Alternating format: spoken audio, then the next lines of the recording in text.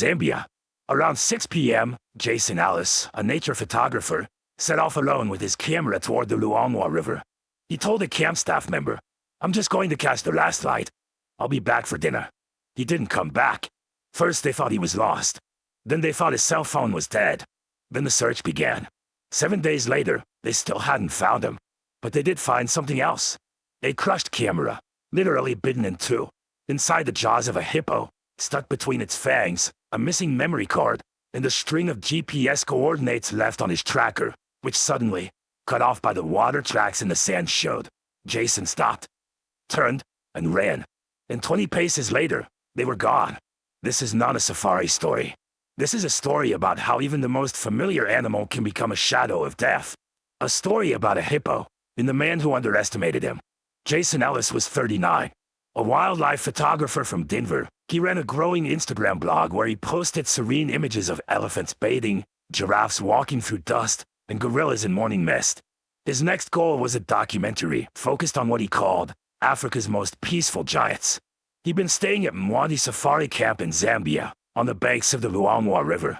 It was private land, quiet, camera perfect. No fences, just open bush, warm sunsets, and hippos groaning in the distance at night. It was a place for solitude and risk. On the evening of June 17th, Jason left camp alone. He told the waiter he was going just to the riverbend and back, chasing golden light. He took his DSLR, a tripod, a GPS tracker, and a water bottle. He left his phone on the charger. That waiter was the last person to see him. He remembered Jason being calm, even cheerful. It was a clear, still evening. No lions had been spotted in days. No known danger. He walked down the path and disappeared into the brush. One of the local trackers later confirmed Jason had picked a good spot. Open water. A clean line of horizon. No glare. The type of place where even a basic camera could capture something timeless. But Jason had a professional eye and the patience to wait for light. 2 hours passed. Darkness set in. Jason hadn't returned. Staff followed the path with flashlights. His boot prints were visible in the sand, then suddenly gone. As if he'd stepped off the trail and vanished. Jason had been wearing a GPS logger on his wrist, a standard feature for solo photographers in the bush. It pinged every 5 meters. The last recorded point was at 7:03 p.m., directly beside a wide bend in the Luangwa River. Trackers reconstructed his route. His footprints were clear at first. Then they turned. A full 180 degrees. Then, deeper, staggered, as if he'd started running. The pattern shifted. Wider spacing, irregular pressure. He had panicked. The trail ended abruptly. No drag marks. No slide into water. Just nothing. His footprint stopped 20 feet from the last GPS point. Like someone had cut the trail from under him. The next day, 50 meters from the river, they found fragments. A torn camera strap, part of a lens hood, a patch of blood-dried black on the leaves. Nothing else. No clothing. No body. Just those pieces. There were no signs of struggle. No claw marks. No ripped-up earth. No predator tracks. Only a clean moment of violence and disappearance. Something that struck fast and left no trace. Thermal drones were launched. The area scanned in infrared. No movement. No bodies. But they knew what lived there. Not lions. Not leopards. Something heavier. Quieter. Hungrier in a different way.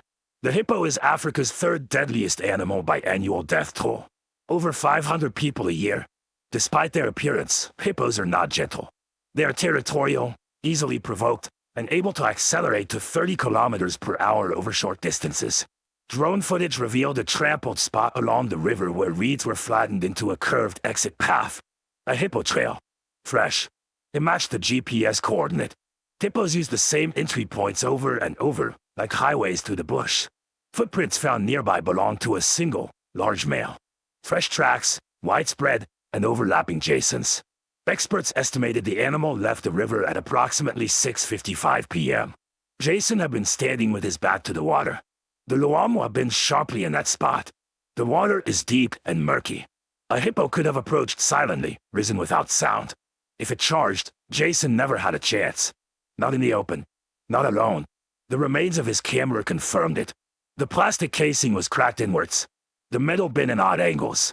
Scratches were deep, linear, consistent with teeth. Bits of dried grass were wedged inside. It had been bitten, hard. but his body was never recovered.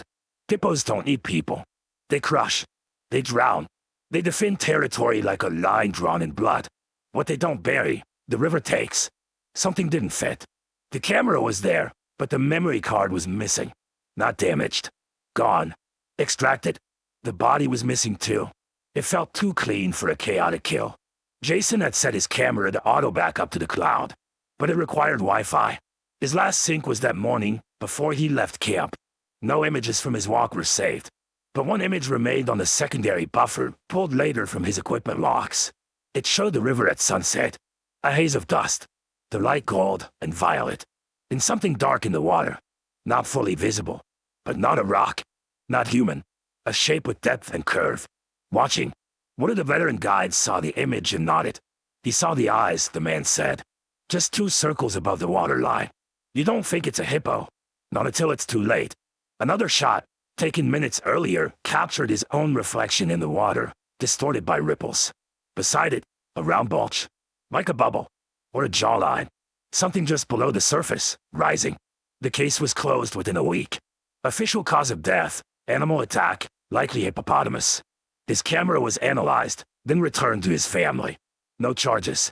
No further search. Local rangers had their own theory. A dominant bull, aggressive beyond normal behavior. They called him the Gray One. Since Jason's disappearance, no one had seen that hippo again. The trail Jason walked is now closed. Not fenced, just avoided. Locals pass wide around it. Even guides and trucks avoid stopping near that part of the riverbank. Campfire stories changed too. Now they say, if you stand by the water, and it's too quiet, step back. If there's no wind, no sound, and the light looks perfect for a photo, that's when he's watching. The hippo that didn't get photographed, but made sure no one ever would.